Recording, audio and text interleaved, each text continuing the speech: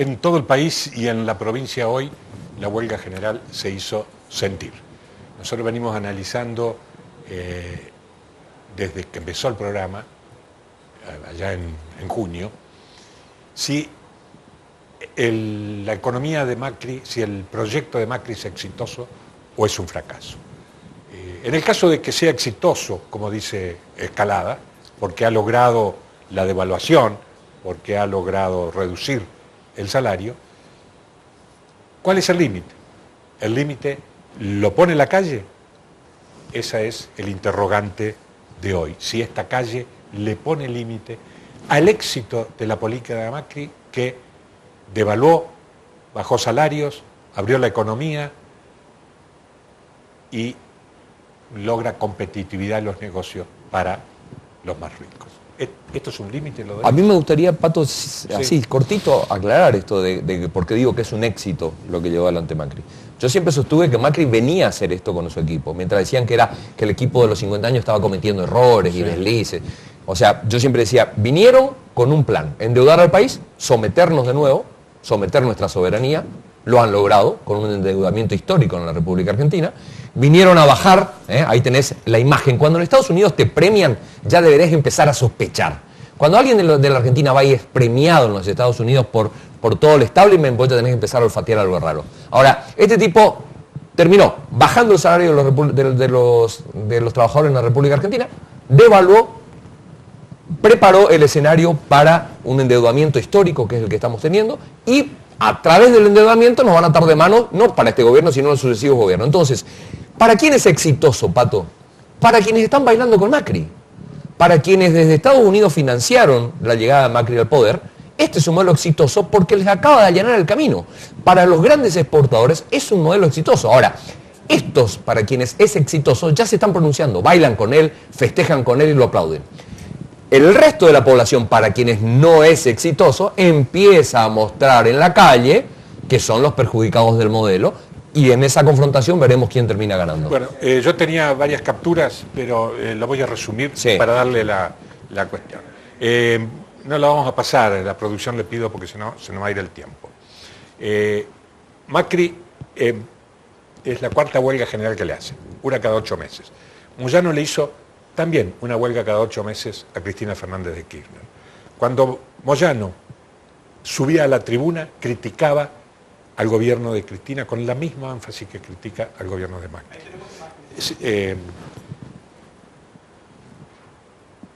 Al mismo tiempo, Cristina criticaba, apelando a Evita cuando quiso desarmar la primera huelga ferroviaria, que a los gobiernos populares no se le hace huelga. Es decir, que cuando están en el poder parece un juego de máscaras, dicen lo mismo los gobiernos populares o los gobiernos como Macri. Entonces, ahí yo abro un interrogante de si la calle realmente pone límites. ¿Vos qué decís? Sí. Los gobiernos, cuando arrancan con legalidad de origen y legitimidad de origen. En el transcurso del devenir del tiempo, muchas veces, producto de sus políticas, van perdiendo legitimidad, mantienen la legalidad. En gobiernos de esta naturaleza, si medidos en términos de cantidad de paros, es directamente proporcional al ataque al bolsillo del trabajador. Entonces la calle es la expresión democrática de defensa de los intereses del pueblo y que hoy, en anteriores tiempos, eran exclusivamente de los trabajadores, que era la masa más grande de sectores populares. Hoy hay representados también sectores sociales a través de quienes están precarizados y a través de aquellos que están excluidos. Vemos hace poco que le metieron preso a Graboy por defender a los sectores que están trabajando, que son los sectores más excluidos de la sociedad. Es decir, esos sectores hoy tienen una representación, genera movilidad, la calle habla permanentemente. Lo que pasa es que después en las urnas se expresan todos. Y muchas veces los sectores de la clase media, que hoy sí están viendo que el mes le queda largo, cada vez más largo, vamos a ver qué piensan al final, porque reitero, las elecciones donde se definen nuevamente cuáles son las políticas, la política del bolsillo es la que va a definir el nuevo gobierno, pero este plan, este trabajo, esta lucha de las ahora, hoy ya, empujando incluso dentro de los propios sectores laborales, la CGT es empujada por este nuevo frente sindical que se ha generado, un frente sindical que incluso condiciona a la política, porque hasta el momento que no existía un frente sindical organizado con políticas fuertes en la calle, fíjense que en 20 de octubre va a haber una movilización a Luján, es decir, empiezan a confluir sectores muy importantes, el sector de la fe, el sector trabajador, el sector de los excluidos sociales, y comienzan a generar una agrupación, en este caso, que va a condicionar incluso a los sectores políticos. Tuvieron una reunión con Massa, que Massa estaba incómodo en las declaraciones que hacía frente a ese sector sindical que ya lo estaba condicionando. Ese es el sector que está en la calle y que hoy empieza a condicionar a la política, o si no, estos venían alegremente avanzando.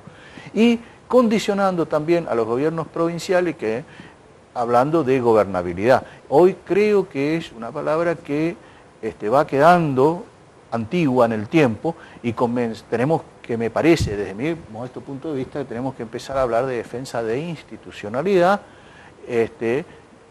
más allá de la gobernabilidad. Sí, yo creo que la consigna, pasar la cuña, gobernabilidad con gobernabilidad se paga, encierra esto, ¿no? Que la defensa de la institucionalidad. Pero como vos decís, las palabras con el uso se van gastando, se van devaluando. Por ejemplo, misionerismo. El misionerismo es la lucha por la toma de decisiones en forma autónoma. Quizás también se va gastando y queda desgastada por la propaganda. Ahora, ¿la calle también incluye a la clase media, Hugo? Mirá, Pato, yo lo que quiero ser conteste con esto y con algo que adelantaba Carlos acá recién. No hay nada más democrático por parte de la gente del pueblo que un paro. Un paro es una manera de decirle al poder: no estoy de acuerdo por el camino que me estás llevando. Es un camino, yo diría, pacífico de pronunciarse por parte de la población, que salen a pronunciarse una y otra vez. Como dijiste vos, 4 paros, 4 veces de decirle al presidente: no lo votamos para esto, no es lo que usted nos prometió, nos está llevando a un camino sin salida. Hay muchos que están queriendo decir que todas estas movilizaciones son antidemocráticas, que son golpistas. No hay nada más democrático que lo que está haciendo la gente. Ahora, esto, evidentemente, con un presidente que acaba de ratificar el rumbo y que desde Estados Unidos acaba de decir que está listo para la batalla electoral del año que viene, lleva a un destino incierto y a un encontronazo mucho más fuerte. Siempre dentro de la democracia, pero cuando el paro no alcanza como para decirle al presidente: el rumbo que usted eligió nos está dañando, hay otros caminos siempre dentro de la democracia. Y en esos caminos dentro de la democracia incluyo a los gobernadores, que hasta ahora lo venían sosteniendo a Macri, porque hay una realidad: los gobernadores federales venían sosteniendo a Macri, pueden llamarle gobernabilidad, institucionalidad, acá no importan las palabras, lo vienen sosteniendo y van a tener que empezar a elegir si lo siguen sosteniendo o si siguen a empezar a mirar un poco lo que está queriendo decir la gente y lo que está queriendo decir la realidad social en la República Argentina, social y económica. La clase media, Pato, la clase media nunca se pronunció, la clase media nunca marchó. La clase media opina, genera opinión, desde los lugares de trabajo, desde los lugares en donde interactúan socialmente. Cuando se moviliza la clase media, por ejemplo, las marchas universitarias, parece que logran más sensibilidad en el gobierno. Después de la marcha universitaria, al otro día lo llamaron para las paritarias. Bueno, ahí quiero agregar algo respecto a clase media, la clase media cultural y la clase media del bolsillo. Exacto, hay que diferenciar. Porque, por ejemplo, camioneros, en el gobierno anterior pertenecía a la clase media del bolsillo, pero no cultural. Claro. Por eso reclamaban por ganancias. Por eso hicieron la inauguración, asistieron a la inauguración del monumento de Perón, diciendo Moyano que era el mejor presidente que podía haber. Si Moyano apoyó expresamente desde la clase media. Ellos eran la representación más genuina, todos querían ser camioneros, por el salario, por la obra social, por la demás, y hoy son arrepentidos, ese es un sector arrepentido. Ahora están después lo de la clase media cultural, que ganan mucho menos que un camionero, pero se sienten más que el camionero. Sí. Eso todavía resisten en su mente, de que todavía a lo mejor Aguada le va a invitar a cenar. Quiero ser claro, yo cuando vos me preguntaste de la clase media de las movilizaciones, yo te dije... decir con una seriedad, sí, unas metáforas magníficas. La esperanza de que Aguada lo invite a cenar, claro, entonces el tipo... Claro, se siente. Cuando hablamos de que la clase media no se moviliza, sí, cuando yo digo que la clase media no se moviliza, estoy haciendo alusión a la clase media que teníamos entendido antes como la clase media, que hoy sería la clase media alta. quiero ser claro con esto, los beneficios que tenía la clase media otrora hace 40 años son los beneficios que hoy tiene la clase media alta. Mandar los hijos a una facultad, poder ir de vacaciones a fin de año, tener un montón de prerrogativas, poder cambiar el auto, etcétera, etcétera, etcétera. Esos beneficios eran beneficios de una clase media estándar hace un par de décadas atrás y hoy ya son... Madre docente, padre empleado bancario. Exacto. Esos ahora no se bancan. Bueno, mi padre fue empleado de banco, mi madre docente y los tres hermanos somos universitarios. Eso hoy no lo hace una familia de clase media. Tiene que ser una familia de clase media con ingresos ya casi, te diría, bastante cercanos a media alta que a media. Entonces, esa clase media que vos hablas, la de antes, que yo hoy denomino clase media alta, esa clase media no se moviliza. Yo no la he visto nunca movilizarse de clase media alta. Y sale con la olla. Los cacerolas. Sale sale con el los pañuelos celestes. Sí, sale con la olla. Sí. Sí, se moviliza de vez en cuando. Sí, sale con la olla. ¿Sí? Lucha por la pertenencia social. Es distinto que... A luchar por la olla. La olla con el fueguito abajo, la olla para poder comprar la zapatilla para que su hijo vaya a la escuela. Es decir, eso es lucha por mantener a su hijo en la escuela privada, totalmente privada, no de pública con gestión privada, como tenemos en Misiones, que es más barato, digamos, de una manera de ser clase media. Los hijos de esa clase media cuando van a la facultad se empiezan a movilizar. Porque empiezan en la facultad, a través del intelecto y a través de la incorporación, de la historia y de más cuestiones que tienen que ver con su profesión, empieza a vincularse socialmente y a participar. Los hijos de esa clase media que no se moviliza, cuando van a la facultad empiezan a movilizarse. Y eso es lo que viste con el tema del aborto, y eso es lo que ves con muchas otras movilizaciones. Generalmente uno, para hacer análisis, usa categorías de contradicción.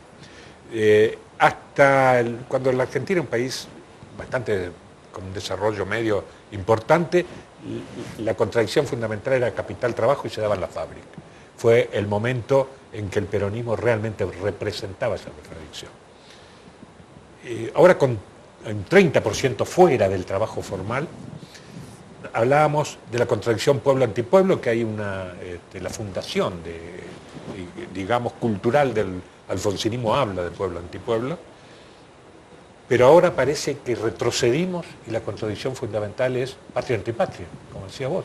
Así porque es. hoy se escuchaba también, y eso es la metáfora de no al Fondo Monetario.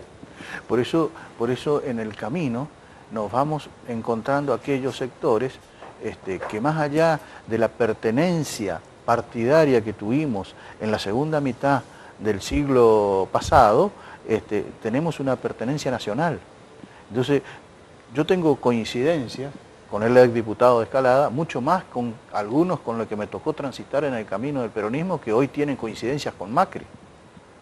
Porque se van definiendo y vamos ubicándonos en diversos sectores. Yo pretendo, todavía estoy en liberación o dependencia.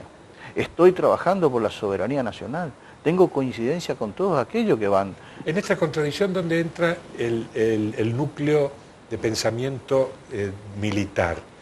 Porque 1982 para la Fuerza Armada Argentina es un hito, porque fue la primera guerra en el siglo XX, diría la única en el siglo XX, y este gobierno no tiene una defensa sólida. Incluso lo que vos decís, al inaugurar el puerto, cerrar el puerto de Buenos Aires para profundizar en Montevideo, ahí hay una traición a la patria.